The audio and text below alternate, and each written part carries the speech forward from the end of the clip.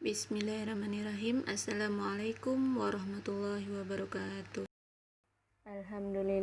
Alhamdulillahirrabbilalamin. Salatu wassalamu ala asyrafil anbiya'i wal mursalin. Apa kabar anak-anak ibu semua? Semoga kita senantiasa selalu memohon kepada Allah sehat selalu dan selalu semangat dalam belajar, jaga kesehatan, dan jangan lupa berdoa semoga pandemi ini segera diangkat oleh Allah Subhanahu wa Ta'ala. Baiklah anak-anak, kita akan mulai pelajaran pertama kita dengan judul Nabi Muhammad Teladanku. Silakan dibuka bukunya masing-masing. Salah satu tujuan pembelajaran kita yaitu tentang menjelaskan kejujuran Nabi Muhammad, apa manfaatnya, dan kita mampu menunjukkan kita bisa bersikap jujur.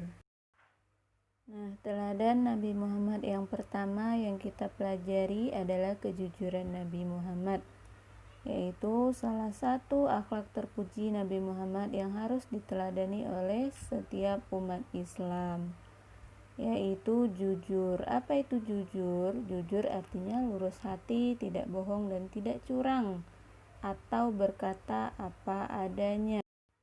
Lawan dari kata jujur adalah bohong. Berbohong merupakan akhlak tercela.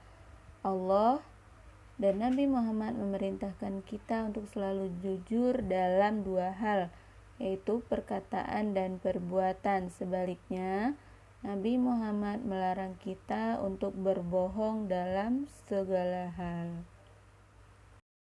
Salah satu kisah kejujuran Nabi Muhammad adalah sebelum dan setelah menjadi nabi.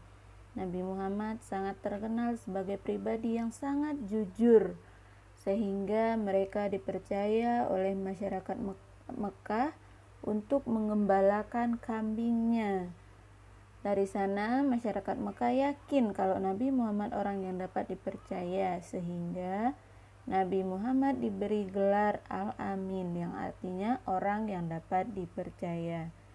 Nabi Muhammad disenangi oleh orang-orang yang pemilik kambing yang dipercayakan kepada Nabi Muhammad. Nabi Muhammad juga tidak pernah berbohong dan tidak pernah berbuat curang. Begitu juga saat berdagang, Nabi Muhammad tidak menjual lebih dari yang telah ditentukan, sehingga Nabi Muhammad dikenal dengan pedagang yang jujur dan aman. Maka kita harus meneladani jujurnya Nabi Muhammad. Salah satu contohnya adalah ketika kita menemukan sesuatu barang yang bukan milik kita, maka kita hendaknya segera mengembalikan kepada pemiliknya karena itu bukan milik kita. Jika kita mengambil itu berarti perbuatan tercela. Contoh lainnya, kita sebagai siswa saat mengerjakan ulangan atau ujian kita harus jujur. Kita tidak boleh mencontek, walaupun dengan mencontek hasilnya bagus, tetapi itu bohong karena bukan hasil karya kita sendiri. Kita udah bohong sama orang tua, bohong sama guru, bohong sama Allah, dan terutama pada diri sendiri.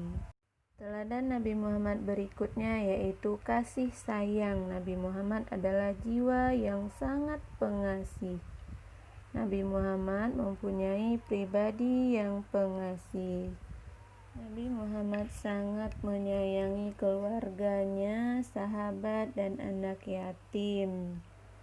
Nah, salah satu kisah Nabi Muhammad menyayangi anak yatim yaitu ketika bertemu dengan anak yatim di saat Hari Raya Idul Fitri. Anak itu sudah tidak mempunyai ayah dan ibu.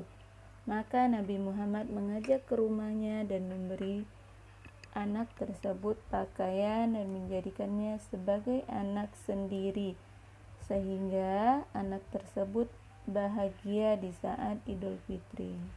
Bagaimana kita meneladani kasih sayangnya Nabi Muhammad? Di antaranya kita sebagai kakak atau sebagai adik, kita harus bermain bersama dengan saudara, atau kita sebagai kakak main bersama dengan adik, kita sebagai adik main bersama dengan kakak. Begitu juga terhadap orang tua. Tandanya kita menyayangi orang tua, kita harus membantu pekerjaan yang dilakukan oleh orang tua.